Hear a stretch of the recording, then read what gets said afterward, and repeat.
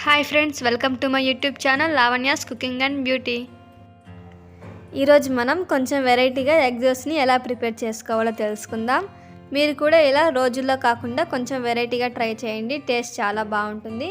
మరి ఇంకెందుకు ఆలస్యం, వీడియోలోకి వెళ్ళిపోదాం. అంతకంటే ముందు మా ఛానల్ని సబ్స్క్రైబ్ చేసుకోవడం మర్చిపోకండి. ముందుగా నేను ఇక్కడ దోసపిండిని తీసుకున్నాను. ఈ దోసపిండిలో సాల్ట్, సోడా ముందే వేసి చూపిస్తున్నానండి. ఇందులో నేను 3 కోడిగుడ్లను వేసుకుంటున్నాను. 1 స్పూన్ కారం వేసుకోవాలి. వీటన్నింటిని ఇప్పుడు బాగా కలుపుకోవాలి.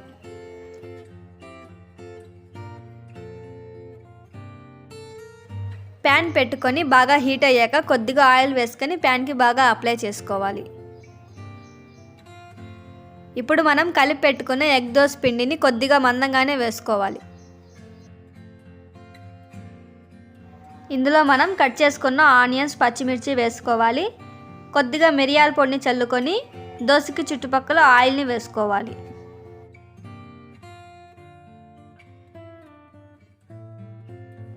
ఈ విధంగా దోస బాగా బ్రౌన్ కలర్లోకి వచ్చిన తర్వాత ఇంకో వైపుకి ఫ్లిప్ చేసుకోవాలి.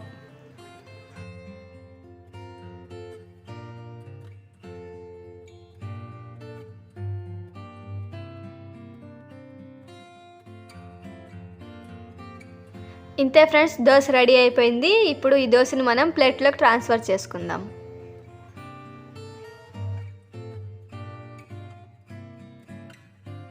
ఈ దోశని మనం వేడివేడిగా తింటే చాలా బాగుంటుంది. మీరు కూడా తప్పకుండా ట్రై చేయండి. ఈ వీడియో కనుక మీకు నచ్చినట్టయితే లైక్ చేయండి, షేర్ చేయండి, సబ్స్క్రైబ్ చేయండి. మరిన్ని కొత్త వీడియోస్ కోసం మా ఛానల్ని ఫాలో అవ్వండి. Okay, bye.